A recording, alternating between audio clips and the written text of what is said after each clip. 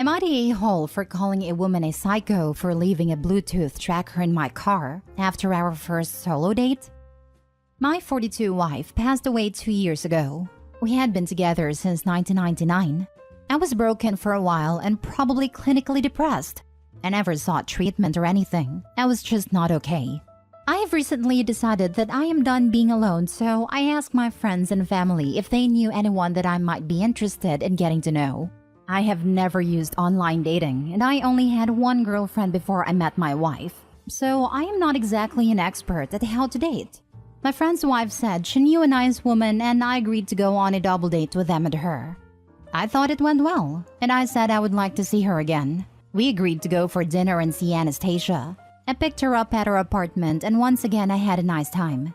There weren't fireworks or anything, but I was comfortable with her and she is physically attractive. I dropped her back at her home afterwards and went over to see my sister. She insisted I come over and talk after the date so she could guide me. She was best friends with my wife. We met through her and she has become my protector since my wife died. So I'm having tea with my sister and this car pulls into the driveway. It is the woman I was out on a date with. I asked her how she found me and was kind of freaked out that she followed me. She said she had left an AirTag in my car so she could come over. My sister said that was creepy AF, and that if the sexes were reversed, the cops would be called. The woman tried to defend herself by saying that I already knew where she lived, so it wasn't that big a deal. I called her a psycho and asked her to please take the tracker out of my car or I would call the cops. Now I have been hearing for days from my friend's wife, saying that I overreacted because I don't know what it is like out there for women dating in their 30s. She says I'm being an a-hole for blowing it out of proportion, and that I should be flattered that this woman wanted to come into my home for whatever after 2 dates. I told her that I did not need any more help or advice from her, and blocked her. Am I the a-hole? Now for the top comments. Not the a-hole. This is not a dating technique. It's a violation of law. As for your friend's wife, she needs to go search her own car and reassess who's overreacting about what. The sister is right. If Opie pulled a stunt like that, the woman would have called the cops. If the woman didn't want Opie to know where she lived, she could have taken multiple steps to protect that piece of information. Opie should call the cops. A person who does this is not going to go away just because they were rejected one time. The fact that she's so casual about it, freely admitting what she did, suggests she's tracking a lot of people, and we all know AirTags come more than one to a pack. This is why her friend, Opie's friend's wife, needs to search her own car before excusing this behavior as just dating sucks. You know what's not hard for a woman in her 30s? Finding a married BFF. So what will her excuse be this time? Not the a-hole. As a woman, run. Run far and fast and don't look back. That's deceptive and controlling. It is rather impressive that she was able to stomp boundaries that weren't even established. If she wanted to come over, she could have asked, like an adult, like a sane adult. She doesn't get to make that unilateral decision by hiding a tracker on you. Your sister is right. Had you done that, cops would be involved. Everyone would be rallying behind her telling her what a stalker you are. Absolutely this is genuinely deranged. I have never heard of anyone doing this, and it's certainly not normal. Block and block any secondary people who think this is normal. Sending all best to Opie. Not the a-hole, obviously.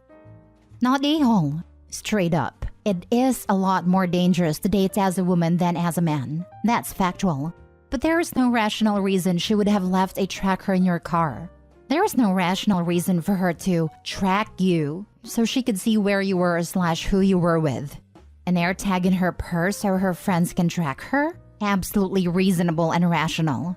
Leaving that tag in your car so she can track you? That's stalking. And make a police report so you at least have a paper trail if she escalates her behavior. Next story. Am I the a-hole for not reminding my ex he was supposed to come over to see our daughter? I, 26 female, have a 7-year-old daughter. My ex, 28 male, wasn't involved in her life by his own choosing. But back in December, he reached out. It took some time, talking, and a little therapy, but he is back in our daughter's life for about 4 months now. We are working with the courts to establish paternity and for him to get custody. In the meantime, I've let him visit her at my place. He's taken her on day trips, Since getting a bigger apartment, he's had her spend the night. He was supposed to visit her Wednesday, have dinner with us, and watch a movie. We tried to do things to three of us, per the therapist's recommendation, so she can see us get along. My ex said he'd be over around 6. He didn't show up. By 6:30, my daughter was hungry, so I fed her. I tried to put off the movie but eventually let her watch it. She was disappointed about her dad not showing up. I put her to bed at 9. 11:30, my ex calls. Freaking out.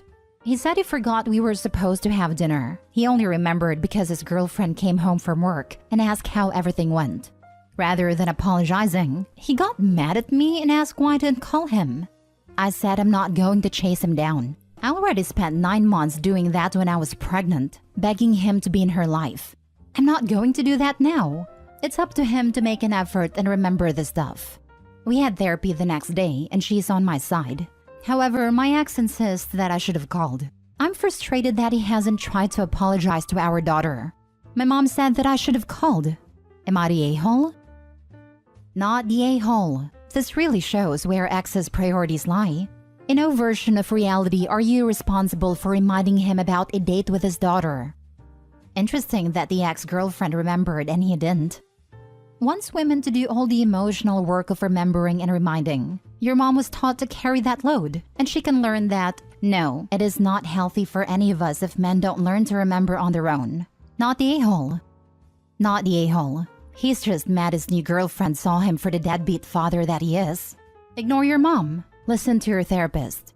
Yep, because you know that the girlfriend is the only reason is doing this anyway. Not the a-hole. It's not your responsibility to keep your ex in schedule. As a 28-year-old adult, he should take responsibility for himself and his time. One thought, maybe set up a shared calendar so when you have activities that are planned, it can go on the shared calendar. Not that you have to by any means, but just a thought to keep track for you and to eliminate any "I forgot" excuses from him. That's a good idea, actually. As someone who forgets a lot and uses a calendar app to remember, don't take the effort of making and filling the calendar for him. Tell him about it and let him use it. Otherwise, you will have to do all the work and will still be blamed if something is missed. Next story. Am I the a-hole for expecting my girlfriend to move in and listen to my rules? My girlfriend, 26 female, and I, 28 male, have been living together for a few months. Recently, I got some money after my grandpa passed and was able to buy a duplex. I put down 20%, and she and I agreed to split the mortgage, property taxes, insurance, utilities, etc. It comes out to $1,000 for each, and she agreed. But then she wanted to make changes to the house I don't agree with and bring her dog. Her dog has been living with her parents for the 3 months we moved into together in the place I rented before buying. She wants to bring him because he's her dog and her parents only agreed to let him stay with her temporarily. But I don't want the dog to move in with us and potentially damage the house. He isn't known to damage stuff as far as I know, but he does run around the house. And I want her to pay $100 extra a month for potential damage or $1,000 extra as a damage deposit. She's angry because we agreed on $1,000 and no damage deposit and feels like I'm making it too hard to bring her dog. She also wants to put a clothesline in my backyard and I find it weird and tacky. Maybe it's because I grew up in suburbia, but everyone I know uses the dryer. But she insists she needs to have a clothesline and hates the dryer. She claims her clothing are too expensive to be put in the dryer, and she has only used a clothesline or drying rack her whole life. But that because our yard can accommodate a clothesline, I should allow it. I don't want the neighbor to see her put her underwear on a clothesline, and I think they will complain as it ruins the surrounding house value. She also wants to fill up a large part of the downstairs with her stuff. Our place isn't very big, and she wants to bring her skis, rock climbing equipment like ropes, harness, etc., 2 bikes and her winter tires. She also wants to buy a mount to install for the bikes for the winter.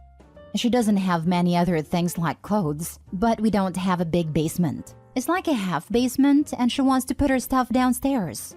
I want to convert the downstairs into a gym for me, but she wants to move her stuff out of her parents' place because they're going to downsize when they retire in a year or 2. I told her she needs to either not do these things, like the clothesline, or pay for the storage place and dog. She refuses though, and says either I let her move in with the agreed upon rent or she's finding another place to live. She's currently back with her parents, and I've been paying for the whole place alone. She thinks I'm an a-hole for penny pinching her, but I don't think a landlord would be okay with her dog and clothes line, so I'm doing her a favor. She also makes more, $130K versus my $90K, so it's not she can't pay her fair share. Can already tell you are the a-hole. If she is paying rent or mortgage in this place, she has the right to make changes to her living situation. Her asks are normal expectations of things in a home. To turn this around, what you want is for your girlfriend to abandon her clothes, her pet, her hobbies, her belongings, and her income to be a live-in bangmate and pay you for the privilege. Why would anyone agree to that? You messed up and probably destroyed your relationship. You're the a-hole. Right, she pays exactly what he pays, but has to give up everything for the pure joy of it? I hope she sees the writing on the wall and gets out soon. My girlfriend wants to move in together, but get this, she wants to actually live there and bring her stuff. I can't clutch my pearls any harder. Info, do you actually love this woman? Because you're not acting like it. You're the a-hole. If she wants a landlord, she could just get an apartment. If instead you want her to be your partner, she needs to be able to live in the house. Like actually live in it. And yeah, lived-in places start to look lived in. I was going to say exactly this. OP wants to be a landlord rather than a partner. I think they will complain as it ruins the surrounding house value. A clothes line ruining the value of a whole neighborhood is bar none the most ridiculous thing I read on Reddit. You're the a-hole. You want your girlfriend to move in, split the expenses, but having no or very few of her belongings? This is not how a cohabitation works. I seriously balked at that. Of all the things you ruin a yard, a clothesline? Last story. Am I the a-hole for kicking out my sister because she wouldn't respect my wife? I, 32 male, and my wife, 31 female, sleep in separate bedrooms. It sounds a little weird, but it isn't. My wife has gone through some things, and one thing she refuses to do is sleep in the same room as someone. The only exception is babies and children. She told me from the beginning that she trusts me with every fiber of her being, but she just cannot do it. Of course I didn't care, and I have my own little bat cave where I sleep. Now here's where the actual story is. My sister, 27 female, asked if she could stay over at our house for the weekend because apparently her and her roommate got into an argument. Me and my wife agreed, and I told my sister about my wife's room thing. If you know she's sleeping, don't go in there. My sister was always kind of a spoiled brat, but it really shone here. She complained that the bed in the guest room was too lumpy, and she didn't want to sleep in my room because of my man smell. After all this, it was obvious that she would complain about the couch too. I told her my wife's room was off limits, and it was either the options we gave her or she could find a motel.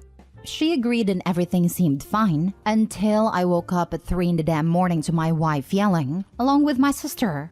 When I went to go see what happened, my wife was crying and my sister was just yelling back. I learned now that my sister sleeps in her underwear, so that made it even worse. I got into an argument and started yelling at my sister to get her crap and get out. I had one rule and she broke it. Her last statement was calling my wife a crybaby. My wife told me that my sister was trying to sleep in her room, possibly trying to kick her out. After that, I got text messages and calls from my parents, saying I was a horrible brother for kicking her out like that, and agreeing with her saying that my wife was a crybaby and she should suck it up. Of course, I just didn't listen to it, but my wife came to me and started talking about how I could have handled it better, and how she got texts from my mother saying the same. She said later the same day that she was happy I protected her. Still don't know why she said that, but it was probably my mother. This is really for if I should just apologize and get my parents off my back. Am I the a-hole? Not the a-hole. You offered your sister 3 different beds to sleep on, and instead, she chooses to literally sneak into the one room she's been told isn't up for grabs in the middle of the night? I'm pretty sure she's a character from a fairy tale. Goldilocks comes to mind. Apparently, her and her roommate got into an argument. Not surprised. Not the a-hole. Honestly, I have a hard time believing the story. Probably because I can't fathom what was sister's big idea about showing up in early morning in her underwear in someone else's room. But if anything, inappropriate bedtime behavior might be a good reason why a roommate kicked her out. Have you heard of I'm the main character subreddit? When it comes to people doing selfish things, I can believe almost anything. Info: what the hell was your sister doing at 3 a.m. in your wife's room in her underwear? Ask your parents for clarification on this. Sorry, my sister sleeps in her underwear, and she went into my wife's room to sleep. At least that's what I know.